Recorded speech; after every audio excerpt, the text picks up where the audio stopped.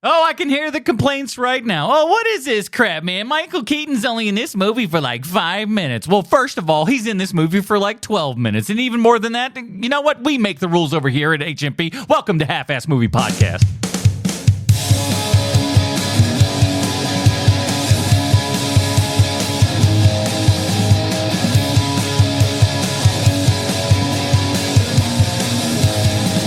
Ladies and gentlemen, welcome back to Half-Ass Movie Podcast, a show where we put together a half-ass team as an excuse to watch movies. My name is Adam Portress, and joining me today, his ass might be big and dumb, but he ain't no dumb ass. Sweet Sean Kovacs from the internet.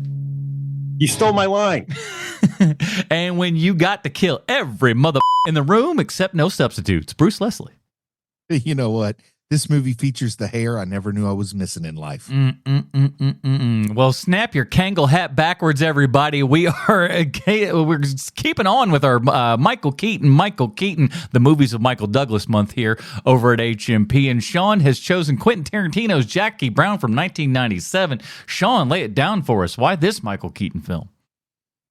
Because it's different than anything else that we were going to watch this month. And Michael, this is, I remembered not liking Michael Keaton in this movie. Mm-hmm. And it's one of the very few times I can remember thinking, oh, he's not very good in this when I first saw this movie. And then I saw it again this week and I see that I'm right. He is the worst part of this movie. Michael Keaton is terrible in this movie. And it's so weird because he's such a good actor and he's just such a normal guy. But the problem is everyone else around him is doing such an amazing job that he is trying to do more than he should be doing in this movie. And specifically when you get to that interrogation scene with Jackie Brown and he perches up on the chair and it's like, oh, dude, no, that is not who this character is. Why did you do that? That exact moment took me out of the film, man. I thought it was just a me thing. I'm glad you noticed it. It's one of the very few moments where I'm like, oh man, Michael Keaton is not the right guy for this role. And I love Michael Keaton, as you guys know. He's one of my favorites, but he is, I feel like so bad in this movie. He should be talking to a teenager about the drugs he found under his mattress. Exactly. Not to Jackie Brown. Yeah. Exactly. Or like, hey, you know who was a really great rapper, kids? William Jesus. Shakespeare, you know, like that. Like, I mean, like just a very hello, fellow kids. I really went straight to Jesus. and so that's why I chose that this week. One, because it's just a dynamite movie, as you guys know. Like Jackie Brown is just a terrific movie, but it's the weird juxtaposition of Michael Keaton, who I love in just about everything he does, even in movies that are terrible, he's usually great. He is not good in this movie, and that is why I chose it. Excellent. Well, we'll get into all of that good stuff, but before we do want to say a giant thank you to the people that support this show over at patreon.com/HMP. Those awesome people get pre-show, post-show, dinger zone, and let me tell you something. If you go, oh, you know, why do I want to get a Dinger Zone? How much more content could that be? This week, it's an hour's worth of extra content, as a matter of fact, because we do our top 5 Tarantino films, and we got lots to say. I mean, it's a full another whole ass show that you could get yourself just by going over to patreon.com/HMP, joining up at any level that you feel is commensurate with what the quality with which you get from this show. If you think that's $1, if you think it's $20, whatever that is, put it our way, send it our way. We really appreciate that. And you get more stuff in the same time too, man. And you don't have to listen to 8,000 ads for crap that you don't want to buy in the first place. Send that money to us. Stop sending it to Frito-Lay or whoever the hell's advertising on these damn shows anymore. Frito-Lay, give me money. I think that's what I really want to say. Isn't that who's advertising on podcast now? You hear Mark Maron just go like, hey, you ever had a bag of Doritos? Feel like that's got to be up his alley, right? I don't know. I haven't listened to Mark Maron in I haven't either, years. But I assume it's all Frito-Lay ads as far as the eye can see. So I have no clue. Get the hell out of here with your Frito-Lay, Mark Maron. Yeah. Congratulations, you just made the new list. Are you getting progressively more angry over something that may not actually exist? Maybe. Of course. Would there be any other way with me? Yeah, I guess not. See, welcome to the show, everyone. I'm nothing if not consistent over the years. We know that much. So if you'd like to help this show and get yourself more content at the exact same time, head on down to patreon.com/HMP. We love you all very much. If you can't do that, drop on down to the iTunes, give us a 5-star review, or maybe an email, halfasspod@gmail.com. We'd love to hear from you there as well. Let's get into it, fellas. Here's the IMDb plot line for Jackie Brown. As we know, IMDb 100% correct in everything they say and or do. A flight attendant with a criminal past gets nabbed by the ATF for smuggling. Under pressure to become an informant against the illegal arms dealer she works for, she must find a way to secure her future. This was based upon the book Rum Punch by Elmore Leonard, written for the screen and directed by Quentin Tarantino, starring Pam Grier, Samuel L. Jackson, Robert Forster, Robert De Niro, Bridget Fonda, Chris Tucker, Tiny Lester Jr., Sid Haig, Michael Bowen, and of course, Michale Keaton. This now, before we get into this is going to be a fact I think many of our listeners will kind of go, what now? I believe Sean and I were quite surprised to find out was Bruce Leslie's first ever screening of Jackie Brown. It was indeed. I never, the marketing, the appearance, the word of mouth, none of those things ever led me to be interested in watching it. And maybe I should have. And I find that interesting because when our Dinger Zone episode where we're talking our top 5 Tarantino films and everything, it's not like you were, not for wanting to have seen Tarantino films. You'd seen plenty of them, but is this the only one? This is the only one I hadn't seen. Wow. So very nice. I'm glad that if nothing else, when you said that this week, I was so excited because for me, I was like, dude, to watch this movie or any Tarantino movie again for the first time, just what a cool experience that's got to be. So I could only imagine for you. And he is a master filmmaker. I mean, no matter what you want to say, it's going to sound good. It's going to look good. You might like the story. You might not. He's going to get the best performances out of actors you didn't know had it in him. Meanwhile, Michale Keaton also gives me a performance I didn't think he had in him, but from a different direction, of course. Yeah. But it's fun, man. I don't know why I wouldn't have watched it just out of curiosity, but for me, it's easy to forget just how good Tarantino is at aiming a camera. Yeah. Now it's 97, Sean. So, we're a little bit after Pulp Fiction here and everything. You obviously said that had an effect on you and everything. Were you a Jackie Brown in the theater thing? Because it wasn't as big a hit, obviously, as your Pulp Fiction was. It didn't quite set the world on fire quite like that one did. Did you see it in the theater or was it later for a video? No, I definitely saw it in the theater. And I can remember being really... like walking out of the theater the first time watching the movie going, I like it, but it's not what I wanted. And so I just completely forgot about it for years until probably about 2010, 2015, around there, where I saw it again. I can't remember how I saw it, but I ended up watching it again. And I was like, this movie's great. The only thing that this movie suffers from is that it's not Pulp Fiction 2. And that's totally what I wanted at the time in 97 when this movie came out, is that I wanted to see more bombast because that's what Pulp Fiction is. And for this movie to just be a really great crime movie, it was disappointing at the time. But now through hindsight and not having expectations and just seeing the movie for what it is, you can see that this movie is really great. It is so well acted, directed, written. Everything about this movie is terrific. I think go ahead. I think it's probably fair to say that Quentin Tarantino's most overlooked film, at least in my opinion, Jackie Brown, would probably be considered the career best of all but about 10 or less directors out there right now. Yes. You know what I mean? That's what's crazy about it is if you put a different name on it, we're talking about the peak work by somebody.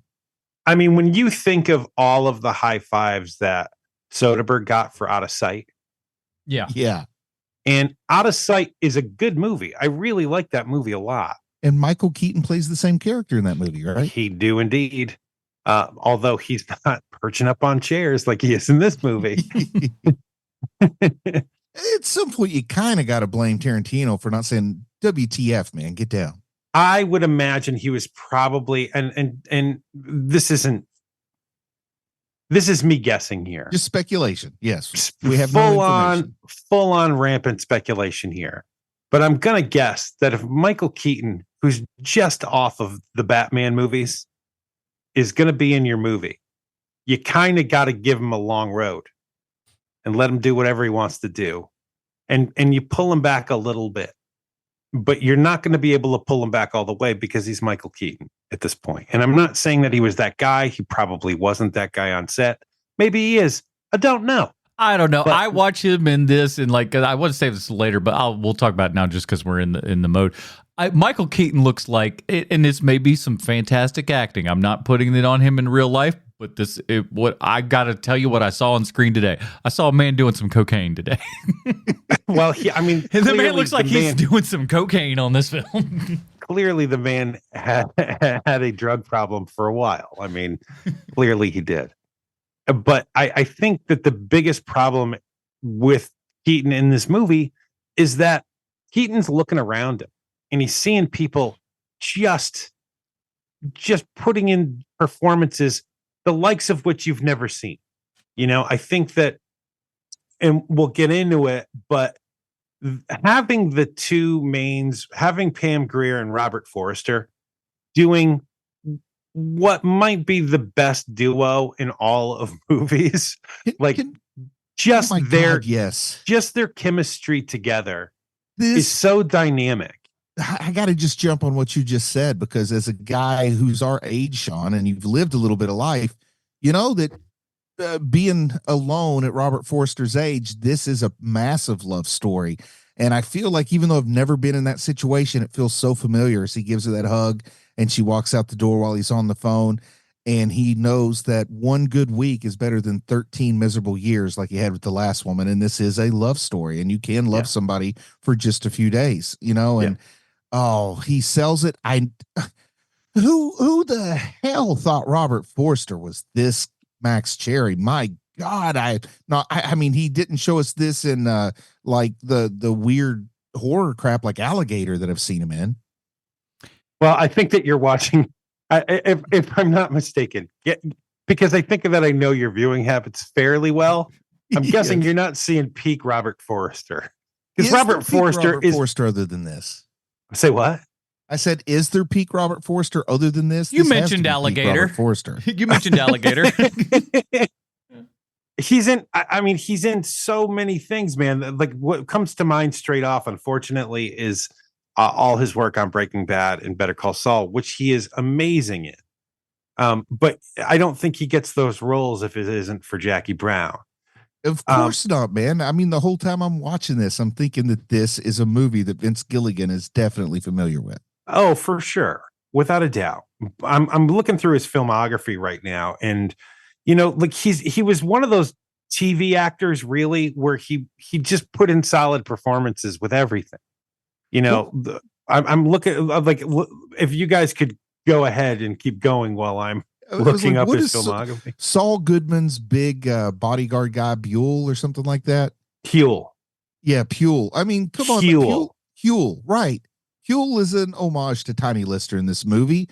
I see a little bit of Max in Ehrmantraut. I mean, it's so, I love it. The whole time I'm watching, I'm loving the influence I'm seeing just seep around the edges from it. Mm-hmm. Even his least influential movie, still influential as heck, man. As much as I want to not like Quentin Tarantino, I can't not like him. Like, I gotta like the guy's output. So the story is that like Tarantino would see Robert Forster in like this diner or whatever, just kind of eating by himself and whatnot. And he gave him, like, again, this is the story. Who knows how true these stories are. But word on the street is that Tarantino just basically handed him the script for Jackie Brown and says, listen, you're going to have to be in this. There's just no way about it, kind of thing. I like to picture, you know, Michael Keaton before shooting begins. He's like looking over the script and he's like, oh man, I may have some scenes with De Niro. Oh, good. No scenes with De Niro. I just got some with Forster. Nobody will even know he's on screen when I'm around. Because nobody was intimidated by Robert Forster's name before this, I believe. No, and you're right. And looking at his filmography now that I'm looking through it, like, he's in like, weirdly, he's in movies that don't quite hit. Like you think it might be a bigger deal than it is when you're in it. Like he's one of the mains in The Black Hole. Yep. And he's in The Lady in Red, and like Heartbreak High. He's in all of these kind of movies where it's like, oh, these are all movies that were supposed to do better than they actually did. I feel like he did a little bit of some made for TV stuff that he did a ton of that. He's on, and he's having a cup of coffee on like Jake and the Fat Man, and he's in Maniac Cop 3. He's on Silk Stockings. Okay, like, so you see what I'm saying there? Yes, I do. I totally do. For some reason, I thought that he was a much bigger deal than he ended up being until this movie. He's literally one of Tarantino's pets. Like, Tarantino loved that B movie grindhouse stuff, the kind of thing that Forster would be in, the kind of thing that, what was his name? Lee Cleef or whatever. Lee Van Cleef. Yeah. Yeah. Lee Van Cleef, kind of that level of actor that Tarantino just loves old Hollywood and put him in. Same thing that he did with Sonny Chiba, Yeah, it's like seeing somebody who has the goods and can deliver that thing, but again, like somebody like Robert Forster, who never quite got that proper hit in his career, and like you said, due to many different choices and circumstances that go beyond his thing, he does this movie, and Robert Forster gets a Best Actor nomination. I mean, he's also amazing in it. I mean, he's so good in it. When he sees her walking out of the prison. Oh my God, that's just amazing acting. And the needle drop isn't hurting either, but his reaction to her walking out, it's like, oh, that guy is immediately in love. There's so much story in his eyes when he is looking in this movie, and like you see the inner workings of what's going on there. It is I just could not help but feel all tugged and pulled into Robert Forster's world, and it is the character you want to hang out with. And it's so crazy that at the time this movie came out, De Niro being in this movie shows you just how much juice Tarantino had after Pulp Fiction, because this is when Tarantino still wasn't an easy get, right? Not by any means. It wasn't what? An easy get for a film. Well, I mean, you mean De Niro. Yeah, what did I say? You said Tarantino. Well, Tarantino's not getting himself. He's definitely working on his own film. Man, those Italian names all sound the same to me. But what was the question? De Niro, he was not an easy get. I mean, it's a big deal to have De Niro in your movie in 97. But also keep in mind, man, like Tarantino just made Pulp Fiction. He can basically get whoever the hell he wants for his movie. And I think he picks De Niro for this because we get the scene near the end at the big finale where Jackie Brown's doing a taxi driver. You talking to me, pulling the gun out in the mirror. But better than all of this, though, is that, and it's the obvious choice when you kind of think about it. Well, I mean, on the surface level of everything, is De Niro wanted to play Max Cherry, as you might imagine. Of course he did. And it's the better role. Exactly. It's the better role. But also the amazing part about that is that Tarantino looks at him and goes, "No, honey, that's going to Robert Forster." And you're like, fucking Robert Forster. Now, the guy from The Black Hole. Do you know who I am? We don't do Stallone connections anymore, right? Right. Because I'm not stepping on your toes if I mention that Stallone claims he was first in line for the role of Garza. Now I heard there was some possible Stallone talks in this thing, but I think he also probably says that about everything too. Yeah, because I want to picture this movie with Stallone as Garza and De Niro as Cherry, man. Oy. But what makes the movie work so well, having it be De Niro, is that you're going in with expectations that De Niro is De Niro in this movie. And so at first I'm thinking like, because I like, not this week, but in the past, watching it, you go in with the expectations of that's Robert De Niro, and he doesn't say much at the first half of this movie. And so you're just like, oh, this is De Niro. Oh, that's funny. De Niro smoking weed. And by like 3/4 of the way through, you realize like, oh, De Niro's playing an idiot. Like, De Niro is He a is, really yes. dumb character. This But is you my don't think of last. This I feel like this is and this I'm putting a broad stroke on I it. thought but De Niro looked good. shut here, up, too. I Bruce! don't I'm remember making a looking point. this good. Goddammit. So I think this is the last like super De Niro performance, in my opinion. I feel like this ended like that second middle half of his career, and then after this, it was kind of all further. I want to say downhill, but different past this film. Yeah.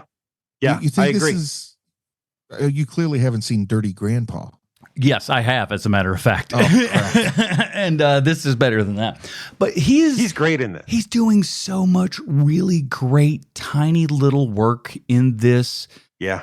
That it's just it shows you how amazing of an actor he really is if you can kind of pinpoint him, put him in this right direction and everything. I love his mannerisms. He reminds me of my buddy Craig. Craig was a lot like De Niro's character in this. He was always a very quiet guy, but could have some violent outbursts if you're not careful and stuff like that. So just like it always reminds me of him. It's just like, oh, that's like my quiet friend. But he's so good in this, and you can just. I love it. Every time I see him in this, I'm just like, I can't believe that he agreed to do this and just kept it down and really. Sam Jackson is dressing down Robert De Niro in this movie, and you buy it. It's like, what? How amazing is that? Yeah. Is this movie coded such that Odell and Lewis were prison lovers? Because I really started to pick that up in the death scene. No. See, that in the death scene is where I kind of picked that up. No. And the sort of weird closeness they had. No, that was just he's a cog in the machine. Lewis is just a player, just a pawn on the Odell's chessboard of life. Because once Odell kills him, he like looks at the corpse and says, "You used to be beautiful. What happened?" Right. But that's the part that made me wonder. Nah, but that's what happens. That's what happens sometimes when like people are like, we used to be tight. And you used to be good at this, and now you suck at this. Yeah, you're a sloppy old man now. You screwed up. All you had to do was just hit this girl, and you couldn't do that. You couldn't even hold it together. You wait till I write my fan fiction and make it canon. Well, listen, I don't want you bear trapping on this idea because what you're missing is the themes of the movie here, which is that right. it's all about you've reached a certain age, like you're middle aged. You make choices, and what are your choices once you get to a certain moment when you're middle-aged? And so that's basically all of the mains in this movie are that, I mean, even Samuel L. Jackson, who you can't tell, maybe he's 50 in this movie, maybe he's 25, no one has any idea. You can't. But he is playing it like he's middle-aged, and as is De Niro, as is Pam Grier, as is Robert Forster. And so basically it's that same theme of like Pam Grier's trying to figure out what she's going to do because she doesn't want to start over. That's much scarier than Odell. She even says that line in the movie. And so it's the same thing with Lewis, and it's the same thing with Odell. So it's communicating a lot of the fears of facing 50. I like to use alliteration every now and then. I like that, man. I think that's part of the theme that I related to so well, mostly through Max Cherry's character, mostly through that unrequited love story, but it's still as significant as any other love in Max Cherry's life. I didn't know Pam Grier was a good actor, because I was familiar with her career, but I hadn't really seen any of her work. And, I also, in my mind, I had kind of conflated that this was sort of a revival of her Foxy Brown character, which it's not in any way. So I was really impressed that, you talk about Samuel L. Jackson dressing down Robert De Niro and you're buying it. Pam Grier has Samuel L. Jackson up against the wall, chewing his ass out in what I will call what a white person sees as very aggressive black speak or something. Mm-hmm. And that's hanging with Samuel L. Jackson in his ball game there. Yeah. And I'm buying that. It's very believable. And then I see her freaking out to fool the police, and I can tell like she's acting nervous. She's not really nervous. I mean, that's like a great performance in my opinion, to communicate that you're acting when you're also acting underneath that. It's like dreaming about having a dream. Anyway, I don't want to harp on that. Acting Inception's a tough one. Like if you got to act it like you're bad acting, or Or better yet, when you're like, Mel Blanc was the best at this, doing like Yeah. Bugs doing an impression of Elmer Fudd, and you're like, what? How does that think work? Think of having to put that into your head. Like you have to basically compartmentalize your head in order to make that work with Mel Blanc. And It's insane. It's insane. I'm guessing Pam Grier's in her 50s in this movie, and she's beautiful, absolutely beautiful. You know, she looks age appropriate beautiful, which is sometimes hard to find in Hollywood. Yeah. So I just didn't know that she could turn in a performance like this, and I'm kind of surprised she hasn't been given more opportunities to show what she can do. I don't want to besmirch the lady. I think she's great, but Pam Grier has never had this director. And Pam Grier has never had a role like this and writing like this. Like there's that one really great moment of writing in this movie. I mean, the whole thing's well written, but there's like that really great character moment, and she's not even in the room, but it's explaining her character, and Keaton shows up and the local cop is there, and he's like, he's like, so what's going on? And the local cop is like, well, she's waiting on you because she knows that this is your case. And he's like, how does she know it's my case? And he's like, because she figured it out. She's not an idiot. And he's like, oh, okay. And he's like, so why is she talking? And he's like, yeah, she's talking because she realizes her only move is to work with you so she can get Odell off of her back. And he's like, how do you know that? Because she told me. Why did she tell you? Because it was her only move. Like again and again and again. And Keaton actually plays this part this moment. Like it's the best he does in this movie because he kind of laughs and he's like, oh, she's way smarter than everybody else we've been dealing with. You know, I think Michael Keaton does really sell it when he's supposed to be like arrogant, like he's smarter than her when he's really being the stooge. He does communicate that pretty well with this bizarre performance he's given. But to get back to the Pam Grier part, like Pam Grier is amazing in this. Pam Grier, like it's the opposite of what De Niro does, because when De Niro shows up, you have a certain expectation of who De Niro is going to be because De Niro plays De Niro roles mostly, right? Mm-hmm. And so when he shows up and he's not De Niro at all, you're kind of like, oh, that's so weird. But when Pam Grier shows up, you have a certain expectation that she's going to be like this badass, like shooting people and like just being in charge, because that's the roles that she's usually hired for. Even in the early 90s, she's hired for those movies. But in this movie, she's not exactly that character. And they're playing with, and Tarantino's playing with your expectation a little bit because he knows that's what you're bringing with you when you see Pam Grier is the lead in one of his movies. And it's not that at all. And in this boomer-driven movie, the one representative of the youth, which would have been Generation X at the time, is our Bridget Fonda. That's right. The aforementioned surfer girl who likes to smoke weed and watch TV. He says smoking weed will take away your ambition, but not if your ambition is to smoke weed. So she had him there. She and watch TV. And watch TV. Yeah. But I do kind of like Tarantino's opinion of, the generation that he's more or less a part of, right? Yeah. Kind of fun, kind of cool. I can't even imagine, because Tarantino definitely shot the video they're watching with the ladies shooting with machine guns, right? Like he definitely shot that thing, right? Yeah. Yes. And just all the fun that they must have had on that day. It must have been the most fun that any crew member had on a Tarantino movie, because it's the one time where Tarantino isn't being like an exacting nut job. Because he's like, look, it's just on in the background. Yeah, we're going to shoot here for 2 days in the desert, and we're just going to have these women shooting blanks with a machine gun, and we'll just do it over and over and over. Yeah, they'll all be wearing bikinis. So what? That's what this video would imply.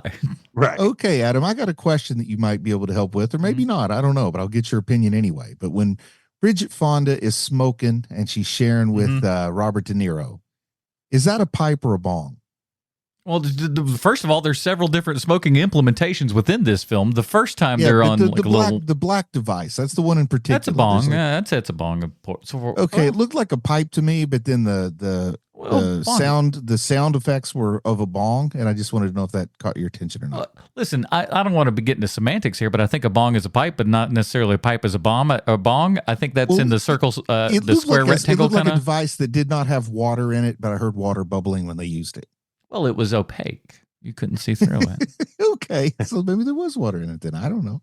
It had a carb. Did you guys catch that that Tarantino in this movie? Did you catch the that voice on the answering machine? Yes. That's the first time. This was the first time I think I actually heard that. Because it's the weirdest answering machine voice. And at first I was like, man, we had weird stuff in the 90s, but the voice on the answering machine wasn't like that. And he sounds like a coke out nut job, that answering machine. Yeah, the second time that he said something, I realized what it was. There'll always be like there's a couple little Tarantino voice things here and there that he'll throw into other little movies and stuff. I think he's the voice in Bounty Law, for example. I think anytime he does voiceover, he should have to use the accent he tried to pull off in Django Unchained. What are you talking about? That a perfect Australian accent? That was right on point. I couldn't tell if it was Australian or Jersey. That's how good it was. I was just like, man, this guy's right out of the outback. Look at him. So convincing. Oi. How much do you think also here's a note that I wrote down while watching it.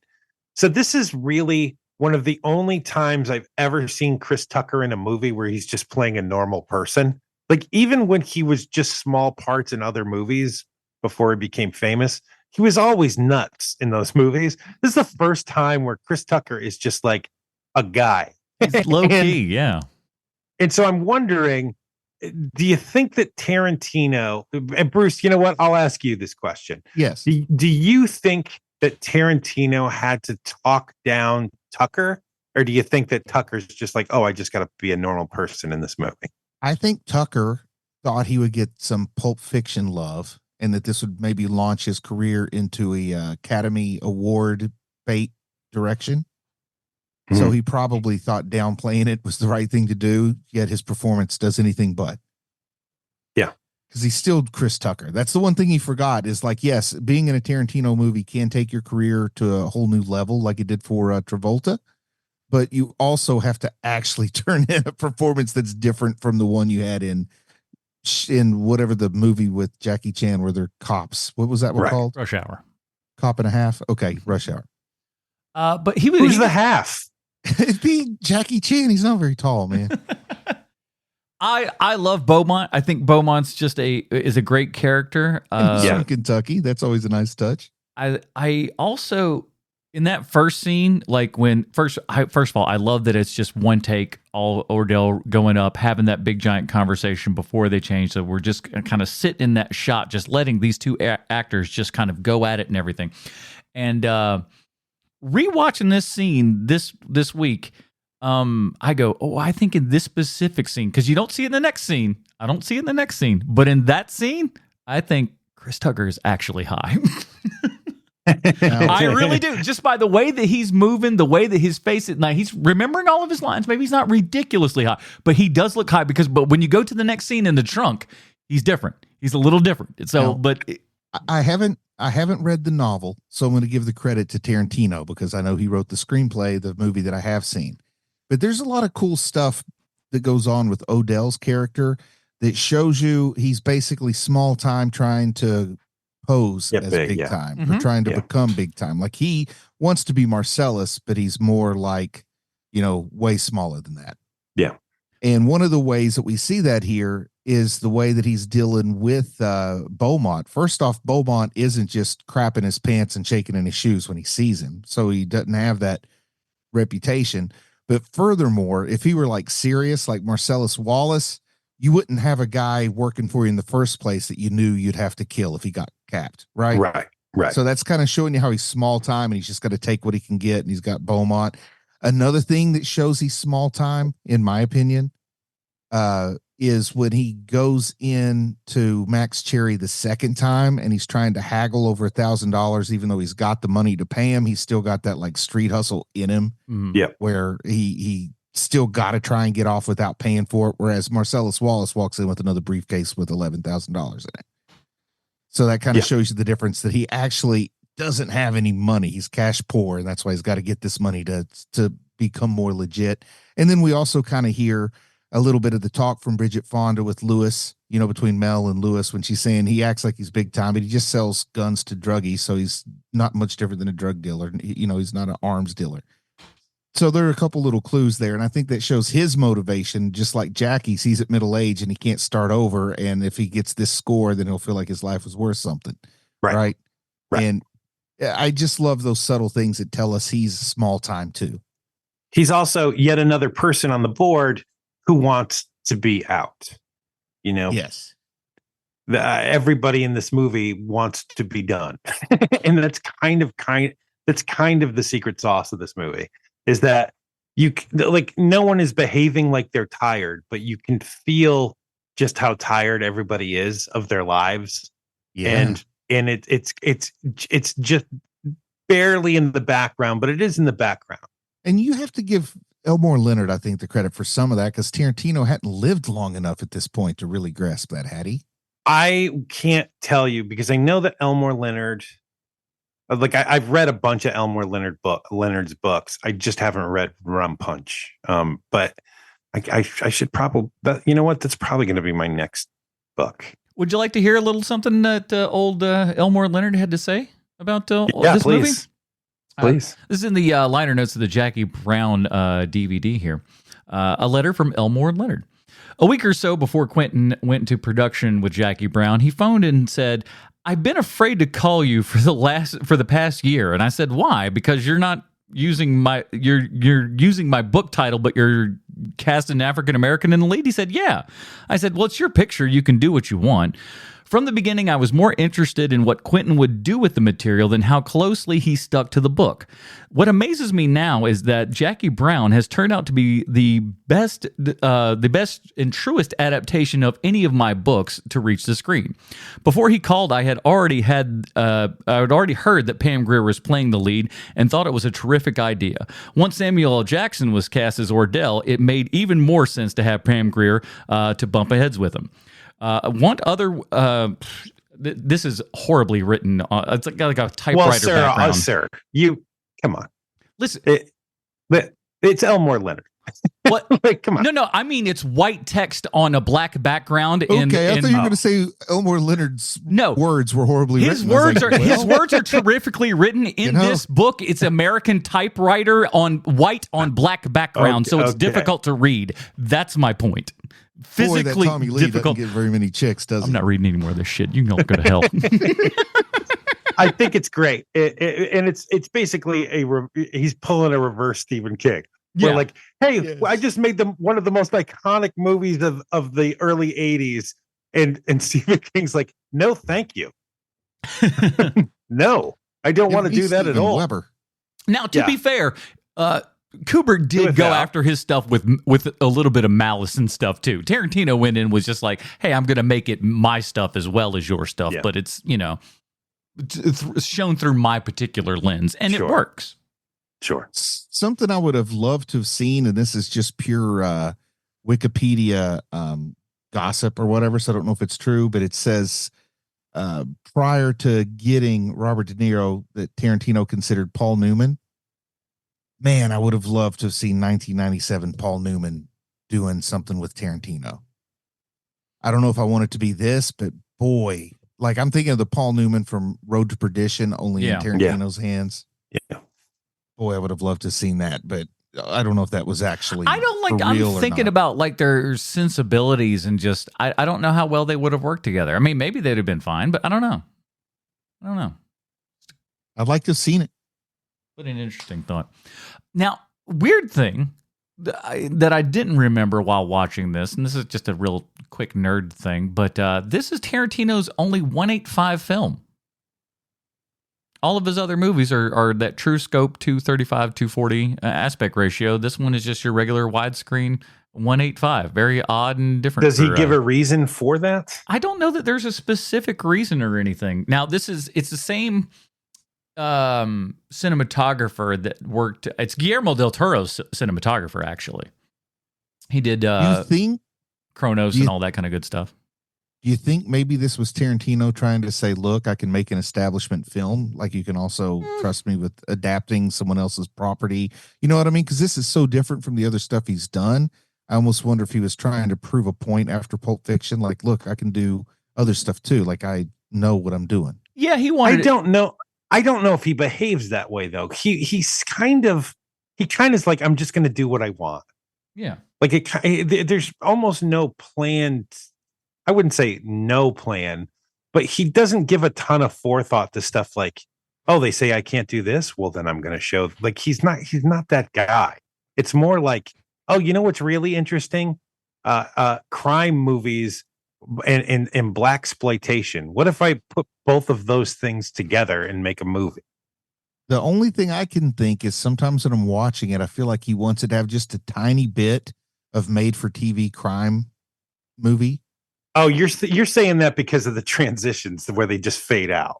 The font that they use for the main title and some of the music choices and the cars are dated because of that's all shot, just, you know. I mean, that's like, you know, that's all his just basically love for the 70s films and stuff And then, like that. And that's where all of these people come from and everything. So this is his love letter to all of that. And the first title card of the very end credits of the movie are like made for TV credits, and then it goes into more traditional movie credits. So anyway, I just got a little bit of a feel of that in here anyway. Wouldn't it be hilarious sure if like Jackie Brown came down like a set of stairs and just smiled at the camera and it said Pam Grier's Jackie Brown like a sitcom? Well, no, I'm not talking sitcom. I'm just talking about like you know, something that would have been a movie of the week that came on instead of a rerun of Starsky and Hutch or something like that. Like the kind of thing Robert Forster would have been in. We'll put this Robert Forster picture in there. You mentioned. So anyway, that's why I might have went 185 was to make it feel a little more vanilla. I beats the hell out of me. I couldn't tell you, but I do watch this though, and again on DVD, and I'm just like, oof, Lionsgate, get on this. Where's this 4K at? This thing is so, it looks like looking through gauze. It's pretty bad. I saw it on Amazon, and it wasn't a bad time. Like it wasn't crystal clear. Oh my God, this looks like it was shot yesterday. But normal people wouldn't think what I watched was horrible. But listen, I got problems. I know who I'm speaking to. Yeah. The one other thing that I want to talk about, because I wrote this is my last note, is what is it with the car poor man's process that Tarantino uses? That it's definitely a choice. It's completely done on purpose, where you can clearly tell that your characters are in a car and that they are on a stage somewhere where grips are taking 2x4 and making the car rock back and forth. It is so insane to me that there's this Tarantino movie where everything is literally perfect, and then they get in the car. It is the worst poor man's process I've ever seen. It is so bad. And then we'll have a movie like Death Proof where we do every single thing 1000% legit. It's just so surprising to me that like just the perfection of that opening shot of Pam Grier while on the walk-a-later or whatever you want to call that in the airport. And you can see that there's something on her mind and something is making her pause. Like she knows, like that there's something up with her. And all of this is happening as the credits are rolling. And there's that beautiful background I'm guessing that's LAX. I don't really know. Mm-hmm. Yep. And it's just a perfect opening shot. It's just so perfect. Across 110th Street playing too is just, and that's from a movie called Across 110th Street, a Yaphet Kotto film. Go check that out. That opening shot, you can make a pretty good argument, parallels or an homage to the opening shot of The Graduate with him in the airport. Sure. Both are beautiful, but it's once again shows Tarantino has never shied away from the idea that he's influenced by the things he loves, and it's kind of cool to see him influenced by I guess higher brow stuff as well as the exploitative stuff. Yeah. But and basically what I'm trying to get to here is that the same filmmaker who makes that thing, that opening shot, that it's just so perfect and so beautiful and so thoughtful. Then 15 minutes later, we're in a car clearly on a stage and it's just all black around the car because it's nighttime, and the car is rocking far too hard for like somebody who's just driving down the road, and it's done on purpose. I know it's done on purpose, and I just don't understand it. It takes me out every single time in this movie. I'm glad we agree on one thing. No matter why he's doing it, he knows what he's doing. Like, he's not doing it because he has no other choice. It is completely a choice. He likes it. Yes, it is totally a choice. And it takes me out of the movie every time. If I ever make another movie with an inside the car scene, you better believe I'm going to have my boys rocking that sucker as hard as they can the whole time we're talking. Well, I mean, look, like I know that your ears perked up the second that I used the term "poor man's process." Poor, hello.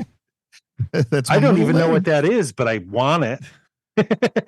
Give me 3 of those poor man's, please. But I already know Bruce's answer because he answered. But what is your thought on that, Adam? I don't know.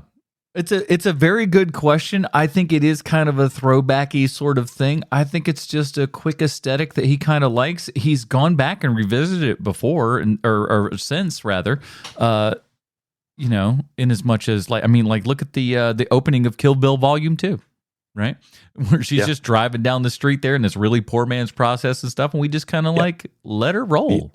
He does it. He when he can, he uses it on every clearly there's scenes, right? There's clearly scenes, and in Jackie Brown too. There's clearly scenes where he's got a camera set up across the street, so you see cars moving. But if it's nighttime, it's going to be poor man's process for sure. But shoot forward to a couple of years, and then we're shooting Death Proof at night and having that big giant night scene, and we're shooting it practically. So you never can tell. I do not get it. You can never put it together. The movie's so good. Bruce, let me ask you this, because this is your first time seeing it and everything. What do you think of the kind of put together of the I don't want to call it a heist because it's not really a heist ordeal. It is a heist though, man. It's absolutely a caper of sorts. It's a caper. That's a good word. What did you think of the unfolding of the caper and how that was kind of displayed to us for because obviously Tarantino's at this point very specifically even really known for the nonlinear style and whatnot. Yes. So we don't quite get that until this very end here. How did that kind of work for you? It worked really well for me. And with a heist story like this that has a couple of double crosses, go back to something like The Sting or anything influenced by that. And you're always going to have stuff told the same scene multiple times for different points of view, because that's the only way to play it out and not have it look too rushed or too stupid, or, you don't want to burn all your entertainment in one scene if you can stretch it out over 3, for example. So it worked well for me. To answer your question, I liked it. I liked the heist. I followed the heist. I think it worked well. The nonlinear made sense here. The fact the whole movie wasn't like that was probably a good choice. Yes. Also, that ending there is something that I think maybe would have been woven together in a way I'm a little more familiar with the Coen brothers. But also, if elephants had small noses, they would be hippos. It's funny, man, because Sonnenfeld was their cinematographer, and he ends up shooting Get Shorty, which is an Elmore Leonard novel. That's pretty crazy, but I don't remember them ever using an Elmore Leonard novel as a backbone for something they've made. But they've used plenty of other novels. They're far more likely to adapt and do something original. Unlike I know that. What I'm saying is, it's kind of surprising because it seems like a no-brainer for them. Like, I think it's just a rights issue. Like other places, other people had the rights. Like Tarantino acquired the rights for their novels, and then sort of let some of those rights go to. Like, he was originally going to make the one that Sonnenfeld made, maybe, and then they sort of traded projects. Out of Sight was the one that originally Tarantino was going to make, and then he fell in love with Rum Punch, or whatever this one's called. Is it Rum Punch, Rum Runners, something like that? Rum Punch. Yeah. So he actually, so Tarantino kind of got the rights to this before Pulp Fiction. Wow. So he kind of like, he approached Elmore Leonard, was just like, oh my God, I'm a giant fan. I'd like to do this. And he was just like, okay. And it was a couple of years until obviously he didn't have enough clout in Hollywood yet to get anything done. But after Pulp Fiction, you got all the clout that you can, muster at that point. So that's how he was able to kind of push that along. Elmore Leonard, a crazy, broad spectrum, I think you could say, writer, because he wrote the movie the books that this Jackie Brown is based on, those Nicoletto books or whatever the name of that agent is that Michael Keaton plays. There's several of those, and then on top of that, he also wrote 3:10 to Yuma, like a classic Western. Imagine that one being directed by Quentin Tarantino. That'd be fun. Well, it's one of his first books too. And then he also wrote all this stuff that the Justified TV series is based on. That's a whole series of books about Raylan that he's written. So, I mean, that's just all kind of crazy to me, the range that guy's got. So, yeah, the fact that the Coen brothers hadn't done an Elmore Leonard might be because he's only done a couple of the noir books, and I think that Tarantino had those rights. They're like, we'll steal our own stuff. We can make it up. That's fine. All right. He's also a guy named Carmack McCarthy in our pocket. He's also got that one character, Maximum Bob, that he likes to keep hitting on, which is the judge who gives everyone the maximum sentence. He even wrote a book about Maximum Bob. I didn't know about that. Huh. Yeah. I like the judge in this movie, Sid Haig. Adam, was it kind of fun to see Sid Haig there? It's very, very cool. The even cooler part is, like, on set, she did not know that Sid Haig was the judge that day. She comes to set. She did not know. They've made a couple of movies together. So it's like a reunion for them. Exactly. So it's like somebody who I haven't worked with in like 25 years. All of a sudden, I show up, and he was always like the underling, or like sometimes he was the guy that was in charge, but like he was always just the bad dude who was usually against her in one way, shape, or form. So the fact that dude is the judge is hilarious. Yeah. It's so cool. Then also, there was another scene where somebody is going to ring a buzzer on an apartment complex, and like the name above the buzzer they ring is S. Haig. That's one of those things that caught my eye too. I like those little things. Cool. It felt like a friend of mine, something a friend of mine would have done on a set once. They're good. They're good people. It's so much fun. So let's ask this question, because we are on Michael Keaton, the movies of Michael Douglas. So is Michael Keaton doing this film? We touched around it a little bit at the beginning, but let's how good or bad is Michael Keaton doing it in this one? I would go ahead. I'm sorry, Bruce. Go ahead. I'll say that I could have used, I don't know, maybe give another guy of Robert Forster's status a chance and let Michael Keaton go do something else. Sean? Yeah, this movie is made better if you bring in someone else for this role. I think, Hackman. I think the perfect person is sitting right there because he's a Tarantino guy now. And it's Kurt Russell. If Kurt Russell is this character, like it's a far better experience than Michael Keaton. Well, I hate to be the guy to do it, but I'm gonna give you a better. Don't get me wrong. I like. No, please. If you got me beat, please. Here is your choice for this one. We're keeping it in the same sort of age bracket, time bracket, and everything. It makes sense. But if you put this guy in this role, you can. Everything else is pretty much the same, but you put John C. McGinley in this role. Yeah, I think it works. Yeah, he's a scummier guy. He's a little more dirty. Who's John C. McGinley? Scrubs. He's on Scrubs. I get him confused with John somebody else. Yes, that's it.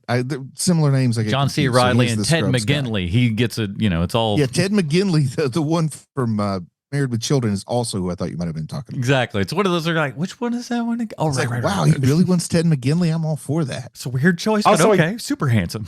That's a really good choice if you want to go scummier. Yeah. And I don't know his situation at this point, but if you want to go because I know this character shows up in other books, and so he's not a bad guy. So if you want to go more like White Knight, like they tried to do in this, where's Christopher Reeves at this point? Christopher Reeves would be great in this role. I think he may have. It might be too late.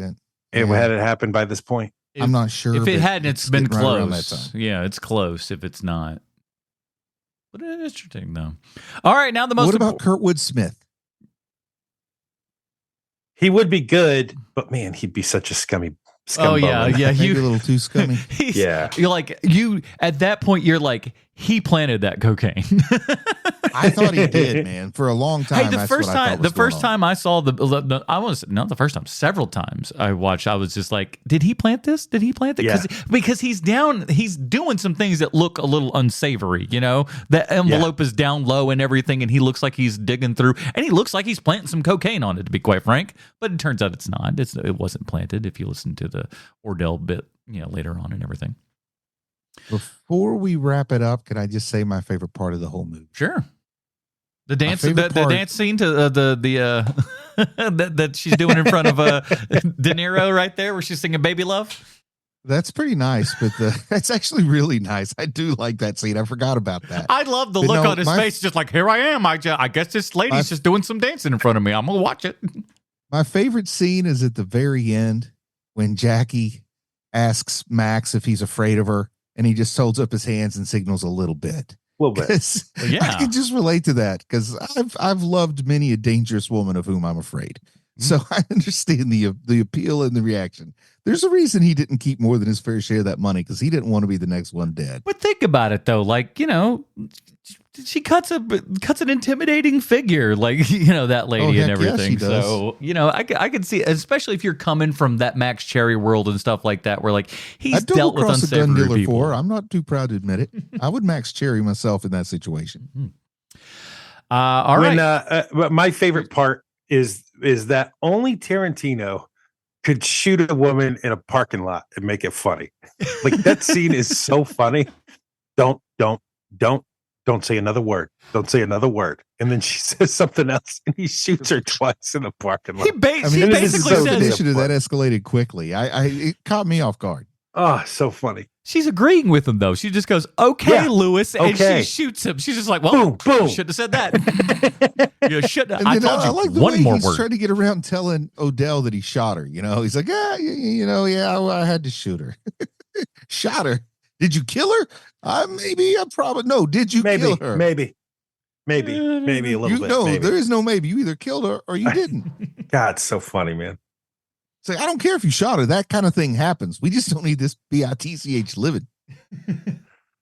So good. All right, Man, kids. so I don't know anyway, I don't know what you know out there, but movies, they only come in two forms, either art or fart. Bruce, first time out for Jackie Brown for you. Art or fart for you, sir? For me, this is the reason to do this new format of the show.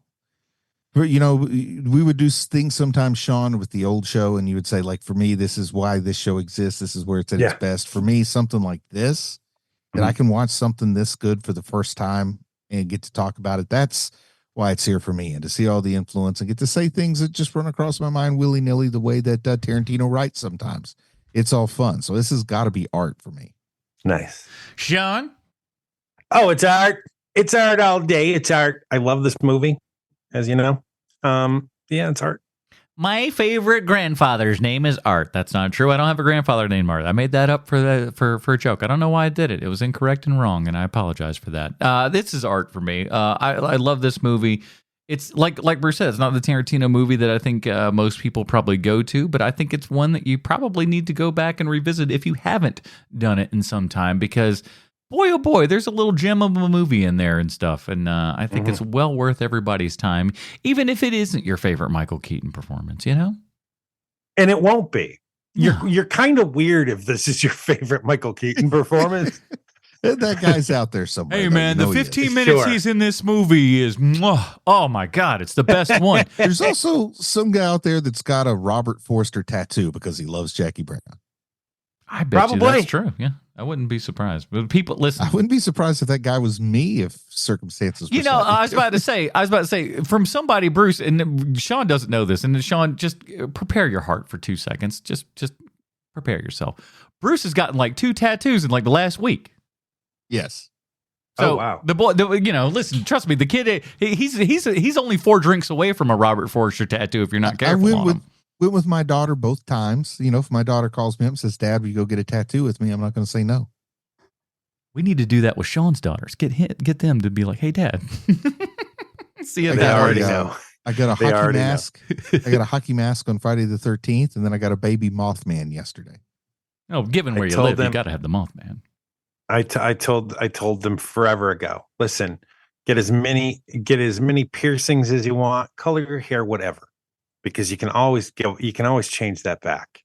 You can't change a tattoo, and the problem is you are so young right now that 20 years from now, that thing that you love so much, you're probably not going to love it with the zeal and passion that you do right now.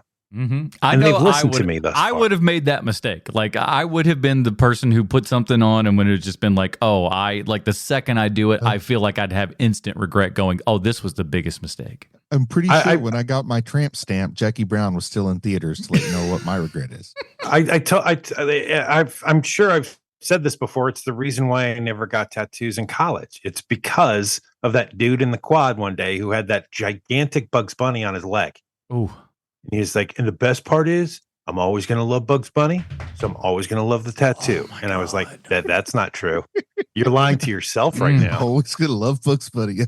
That's a weird proclamation to make in college. Hey, listen, in the 90s, we were all Taz fans, you know? That dude saved me so hard, man. Like, because I was the kind of person who would have gotten a dumb tattoo, like on purpose. Like, isn't this funny? Like a funny tat. I would have been that person. So that guy totally saved me. Yeah, I got a buddy who's like, here's Droopy eating a piece of pizza. I promise you that's real tattoo a buddy of mine has.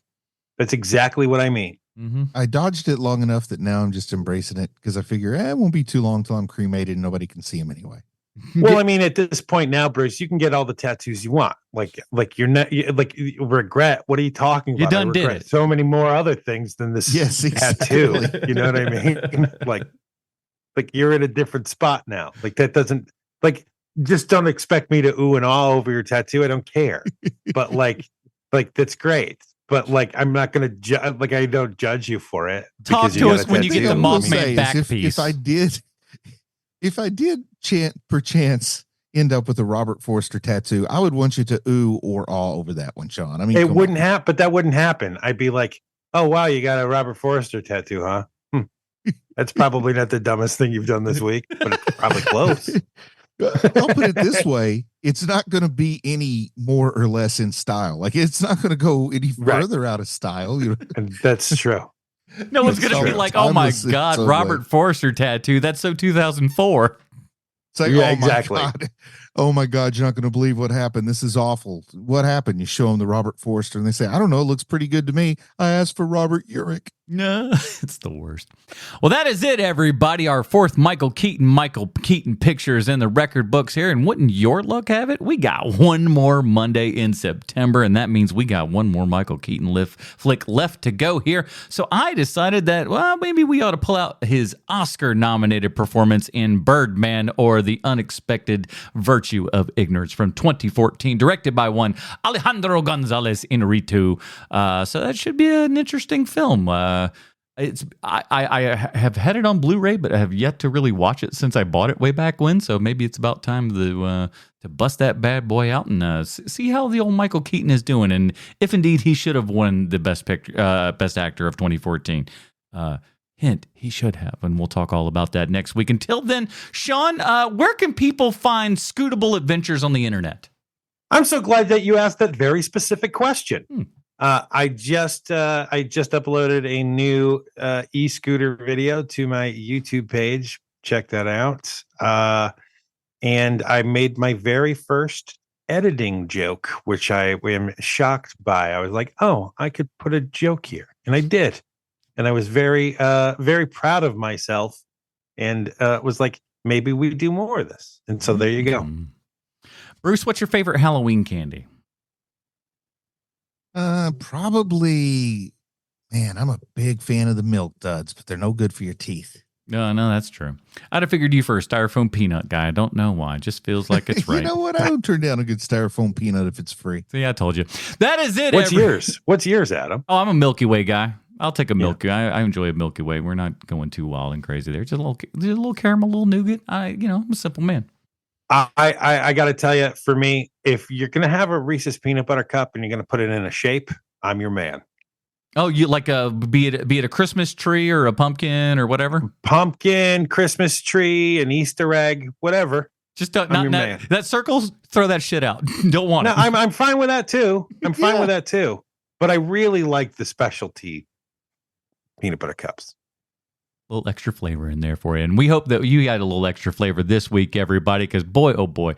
Head on over to patreon.com/HMP. Listen to our top 5 Tarantino movie episode there. It is a whole ass hour long and everything. So we work really hard for you. So show us a little bit of love. Patreon.com/HMP. That is it, everybody. Join us next week when we're talking about Birdman. For Bruce Leslie, Sweet Sean Kovacs from the internet, I'm Adam Portress, reminding you that the only difference between art and fart is an F.